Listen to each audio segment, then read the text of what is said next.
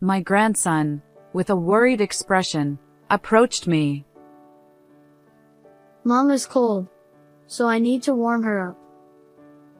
On a scorching summer day with a temperature of 104 degrees Fahrenheit, he had come alone to the drugstore where I work. To my surprise, the shopping basket my grandson was carrying contained a large number of hand warmers. "What are these for?" I asked, puzzled. "Mom is cold." Could it be? Alarmed, I hurried to my daughter's house. There, I discovered my daughter in a completely changed state. I have a daughter named Isabella. After losing my husband early, we lived together, supporting each other. Thanks to that, our mother-daughter relationship was very close, and even after Isabella became independent and moved out, we continued to see each other frequently. My daughter married Nicholas, a company executive, 6 years ago, and soon after, Lucas was born. For me, Lucas is not only my first grandchild but also an incredibly adorable presence. Isabella's family lives about a 15-minute drive from my house. While I worked part-time at the drugstore, I visited their home daily to help with childcare. However, one day, suddenly, the days when I couldn't see my daughter and grandson began. It all started when Lucas turned 5 years old. On that day, as usual, I had made plans to visit my daughter's house. But on the morning of that day, I received an unexpected email from her. "Today, something came up, and I'm sorry, but can we reschedule?" I wondered if Lucas had other plans with friends. Without much thought, I replied, agreeing to the change. However, from that day on, communication from Isabella ceased abruptly. Not only did she decline my invitations, but she also provided various reasons like Lucas has a cold, a friend is visiting, or there's a kindergarten event. It seemed odd that our schedules never aligned. Concerned, I decided to call her. "You seem busy lately. What's going on?" I asked. Isabella replied, "Oh, nothing in particular, really." I offered, "If you need help, I'll come over. I've missed seeing you and Lucas." Her response was curt. "Thanks, but I'll reach out when I need it. I have things to do now." The infrequent phone call was cut short, and Isabella's tone was off. As a mother, it was clear to me that something was amiss. I was troubled, so I decided to call my son-in-law and inquire about my daughter over the phone. "Is this about Isabella?" "Yes, it is. Lately, she suddenly stopped contacting me, and I've been worried about her health." "Nicholas, do you know anything?" After a brief silence, he hesitantly responded, "Ah. Actually, Isabella expressed a desire to distance herself from you. "What?" She mentioned that your messages were becoming too persistent. Anyway, both Isabella and Lucas are doing well, so please give them some space." With that, Nicholas promptly ended the call. After our conversation, I was in shock and couldn't move for a while.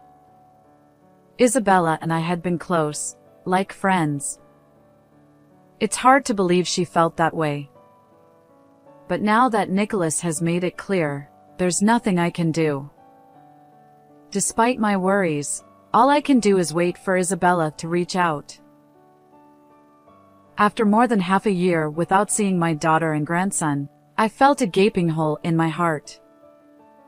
To be avoided like this, I must have caused her considerable pain. Those thoughts weighed heavily on me, and I couldn't help but blame myself.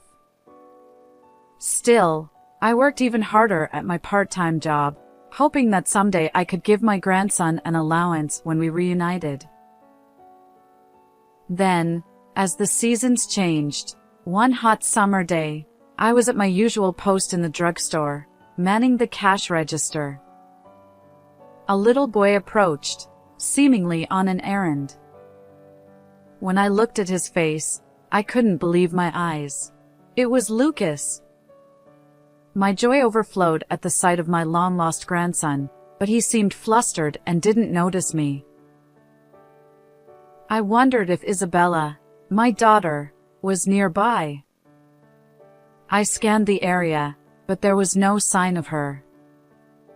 It appeared that Lucas was alone. If it were Isabella, she'd be keeping a close eye on him during his errand, I thought. But there was something else that struck me as odd. In the shopping basket that my grandson carried, despite the summer heat, there were numerous hand warmers. Lucas, it's been a while. He looked surprised, eyes wide, and a faint smile appeared on his face. Are you running errands alone today? And why so many warmers? I asked, puzzled. Well, Mom feels cold, so she needs to warm up. I was taken aback. His serious expression told me this was no ordinary situation. I left Lucas waiting in a corner of the store and hurriedly explained the circumstances to the manager. Concerned, the manager allowed me to leave early. As I prepared to go, I placed Lucas in the car and drove swiftly to my daughter's house. The front door was left open because my grandson hadn't locked it properly. Grandma, this way. Lucas called out. Following him into the house, I was met with a shocking sight. Isabella lay collapsed on the floor. I rushed to lift her, but her body was limp, her face pale. I pressed my hand to her mouth, but she wasn't breathing. Isabella! Stay with me! Isabella! I immediately called an ambulance, and the treating physician warned that the situation was critical. Then, hesitantly, the doctor said, Regarding your daughter, there's something concerning. That's when I learned an unbelievable truth. Isabella's hospitalization was confirmed, and I needed to inform my son-in-law. However, no matter how many times I called, I couldn't reach him. It's an emergency, so there's no helping it, I thought. In a dilemma, I decided to call the company my son-in-law manages. Hello. I'm the president's mother-in-law, and I have an urgent matter. Could you please connect me to the president? The employee responded. The president is on vacation with his family overseas. I was taken aback. After all, Isabella and Lucas, who were part of Nicholas's family, were currently at the hospital. What on earth is going on? Despite my confusion, I left a voicemail on my son-in-law's phone, urgently requesting him to call back. Finally, the next day, Nicholas returned my call. Nicholas! Isabella collapsed at home and is currently unconscious in the hospital. His surprised tone echoed through the phone. When I urged him to come to the hospital, he hesitated.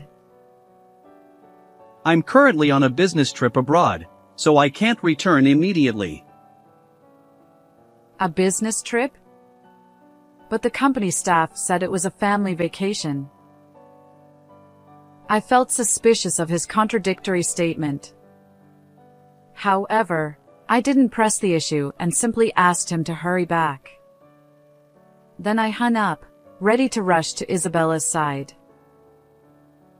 My son-in-law returned from abroad and arrived at the hospital 5 days later.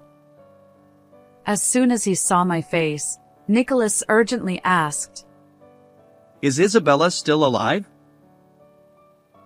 His choice of words, whether she was still alive, struck me. Not whether she was okay, but whether she was alive. Let's go to her room, I said, leading him to my daughter's bedside. There, Isabella lay peacefully with her eyes closed. Nicholas rushed to her bed, covering his face with both hands, shoulders shaking as he burst into tears. His grief mirrored that of a bereaved husband. However, as he opened the door and glimpsed my daughter, I noticed a faint change in his expression. Unaware of my gaze, Nicholas, after shedding tears, quietly spoke. Isabella had been unwell recently. I urged her to see a doctor, but she didn't go, and now this. No, it wasn't due to illness, I replied. Nicholas seemed taken aback. Oh, I see. When I found Isabella, she was covered in bruises. My words stiffened his expression. Then it must have been a break-in during my absence. It has to be. Despite his agitation, Nicholas desperately clung to the idea that a burglar caused my daughter's death. However, when I pointed out that the house showed no signs of a break-in, he still seemed poised to say something. That's when I decided to confront him directly. By the way, you've been on a business trip until now, right? But when I asked your company, they said you were on a family vacation. What on earth is going on? My son-in-law trembled, eyes wide, beads of sweat forming. What? You contacted my company without permission? That's outrageous. I replied firmly.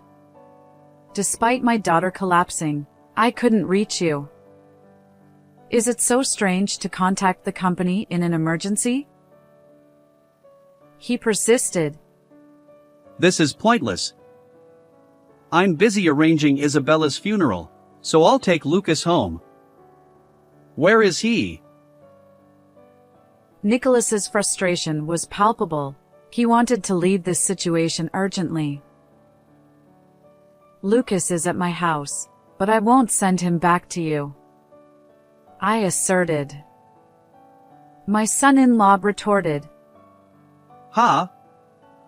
What are you talking about? Isabella's body had numerous bruises, ranging from old to new. It wasn't the result of a single robbery, as you claim. Do you know anything about these bruises? I said, locking eyes with him. Do you suspect me? Even if that were the case, do you have any evidence to prove it? If not, I'll sue you for defamation. Nicholas raged, trembling with anger. But then, unexpectedly, a voice echoed through the room. The one who could be sued is you. Suddenly, Isabella's arm lifted from the bed, pulling away the covering cloth. She sat up, defying his expectations. Why are you alive? Isabella, whom he believed had passed away, had actually survived due to diligent medical treatment. Together, we had orchestrated this charade to deceive my son-in-law, making it seem as though my daughter had died. According to what I heard from Isabella, my daughter and son-in-law had been having frequent arguments due to his late-night escapades for about a year.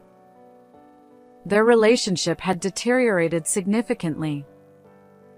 Isabella revealed that during these fights, Nicholas would become physically violent, leaving visible bruises on her body. She intentionally avoided meeting me during that time, not wanting to worry me by revealing the bruises. Now, let's rewind to the day Lucas came to my store. Isabella had discovered Nicholas's lie about being on a business trip when he was actually planning a vacation with his affair partner. She confronted him, demanding a divorce. In a fit of rage, Nicholas mistreated Isabella. He left her unconscious and cold at home, heading off on his trip. It was then that Lucas, their 5-year-old son, woke up, found his mother, and decided to come to my drugstore to buy hand warmers, believing it would revive her. I intend to report this to the police. What? That's an exaggeration. It's not an exaggeration when my life was at risk. I've actually been injured and suffered through this. This is just a regular marital argument. It'll blow over. Nicholas, though flustered by the mention of the police, still tried to maintain his bravado. Seeing this, my daughter and I exchanged glances and nodded in agreement.